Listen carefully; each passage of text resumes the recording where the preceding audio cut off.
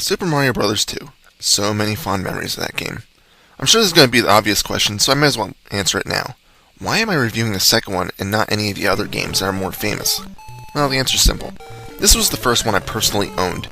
Sure, I played 1 and 3 previously, but I didn't own them until later on in my life, which is probably a couple months later. The second game was the first for me, and although it gets a lot of criticism because it is different, I enjoyed it quite a bit, as I've wasted a bunch of my life on this game. It's a shame my cartridge stopped working and just automatically resets now, or else I'd probably still have played it more.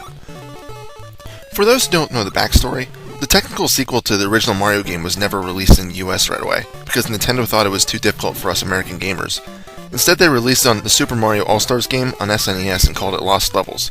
It's just like the original Mario game, but it's much, much harder. So instead, Nintendo took another game that was being developed and inserted Mario characters into it to make it a Mario game. The original game was called Doki Doki Panic in Japan. I'm not even sure if I'm pronouncing that right. But from what I've read, it translates to Dream Factory Heart Pounding Panic. What a title. And for the record, this is just the short version of the story. If you look it up on Wikipedia, there's a lot more to the story that I'm not going to go into, or else this review would probably take an hour. Let me get right into the story. Mario has a dream where he enters a door and emerges into a different world where a bunch of little creatures are kidnapped by a creature named Wart, who looks suspiciously like Bowser. When he wakes up, he goes on a picnic with his brother Luigi, Toad, and the princess.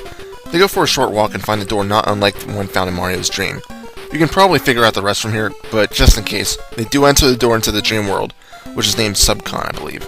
And yes, they set out to save the little guys. There's 4 playable characters you can choose from. You naturally have Mario, who's a jack of all trades. Luigi is a bit slower, but he can jump the highest. Toad can't jump very well, but he's the faster character and can pick stuff up the fastest. Finally, the princess is the slowest and weakest, but her main advantage is that she can float in the air for a few seconds by using her dress. It is actually possible to finish the game by using only one character. I've done it with every character. Upon saying that though, playing as a princess or Luigi makes the game slightly easier. And if you know the stage, sometimes using different characters you can take shortcuts through the stages. You are able to switch characters at the beginning of each stage. In later versions of the game, they change it so if you die in a stage, you go back to the character selection screen.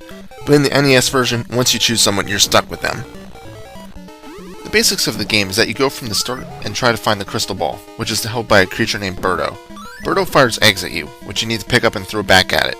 3 hits and it dies, releasing the orb. Once you pick that up, you just find the stage exit, which is typically nearby.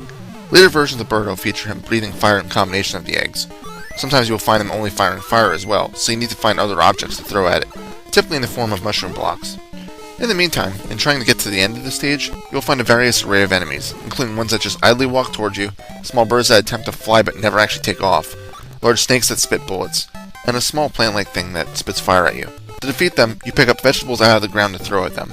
If you jump on top of an enemy, most of the time it does nothing, but depending on the enemy, you can sometimes take damage.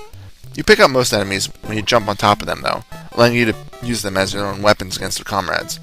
In addition, you can pick up a POW block, which destroys everything on the ground on the screen. Flying enemies are excluded from this attack. Also, if you pick up 5 large, fully grown vegetables, you get a stopwatch, which temporarily freezes all enemies in their tracks for a few seconds. You can also find potions hidden underground. Throwing a potion on the ground will result in a door being created. This door leads to a place called Subspace, which is just a mirror-imaged screen of wherever you entered it. All vegetables in Subspace turn into coins, and if you find the right spots, you can find a mushroom, which will restore all of your health and also give you 1 extra unit. There's 2 mushrooms in every stage, and although the majority are right where you found the potion, sometimes it requires some thinking and exploring to find them. You only start off with 2 units of health, so that extra bit helps. However, at the end of each stage, your health goes back to 2, so you need to find new mushrooms in each stage to keep your health maxed out. Oh, and you can only collect coins twice per stage in Subspace. If you enter Subspace and try to pick up coins a 3rd time, they'll just be vegetables. The other thing you may run into is locked doors. Keys are usually at a dead end, and once you pick up, run like hell. An enemy named Phantos will chase you repeatedly until you either drop the key or die. He cannot be defeated by normal means. In fact, the only way to destroy it is to get a stopwatch and then a Starman. The Starman only appears if you collect 5 cherries. And even then, if you leave the room with the key, a new one will appear. Once you use the key though, the Phantos disappears. An exception to the 7th world, each world has 3 stages in it. The first 2, you just need to defeat Birdo to exit the level. In the 3rd stage of each world, you need to battle a boss. 2 of the bosses, Mauser and Triclide, appear twice.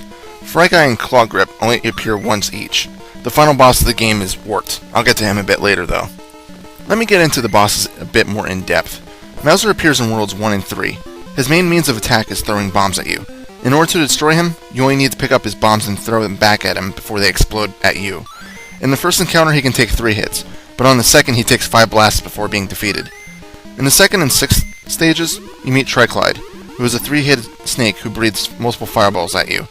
Each time you meet him, you just need to hit him 3 times with mushroom blocks. However, in the second encounter, there are pits involved, so you really need to make sure that you hit him and not fall into a pit. Stage 4 features Fry Guy, who, in my opinion, could be the trickiest boss if you don't plan ahead. He's simple enough, as he just flies around from left to right circling the screen and spitting fireballs. After 3 hits though, he breaks up into 4 smaller flames. Each one destroyed increases the speed of the remaining ones. If you time it right though, you can kill all 4 in one hit, which is the best way to handle it. In Stage 5, after climbing a huge tree, you meet Clawgrip, a huge crab that throws rocks at you. It's tricky, especially when using a slower character, but you must pick up the rocks to throw back at him. This requires 5 hits before defeat.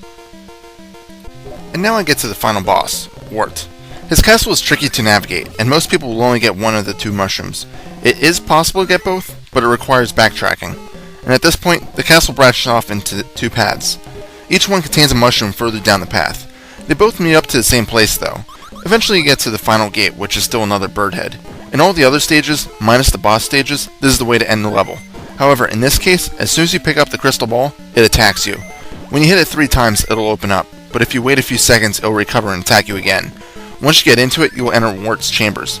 You must grab the vegetables that get shot out of the 3 chutes here and throw them down Wart's throat, while avoiding bubbles. The bubbles will destroy the vegetables though.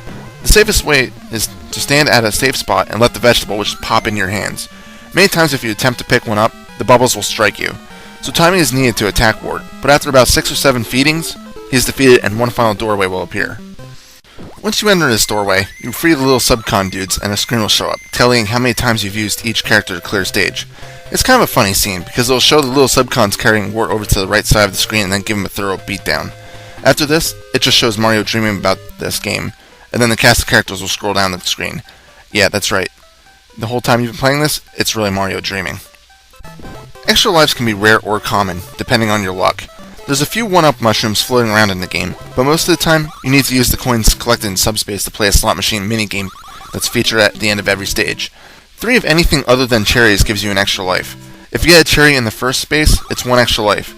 If you get cherries in the first 2 spots, it's 2 extra lives, and 3 cherries equals 5 lives. So again, it's mainly luck to get the extra lives. As I was playing this game earlier, I didn't get anything past 1 cherry, so I didn't get a lot of extra lives. No matter what character you choose, the controls all feel right. Mario feels about average. Princess is a bit slower than everybody else, but the floating is very nice to have. Luigi, although he can jump the highest and furthest, has a certain looseness to him.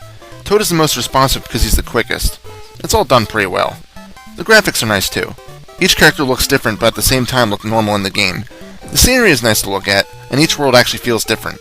You get 2 deserts, complete with quicksand that will sink you quickly. There's a night stage, which is one of my favorites because the first stage is a giant waterfall that requires good timing. Or Luigi.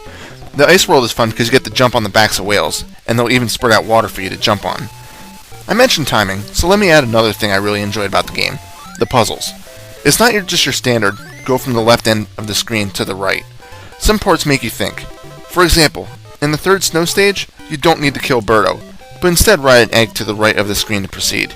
Some stages require you to use bombs to blow apart walls, but need to do it in the right order or else leave and re-enter the screen, or else you need to die so you can try again. If there is one thing that this game could have benefited from though, it's co-op play.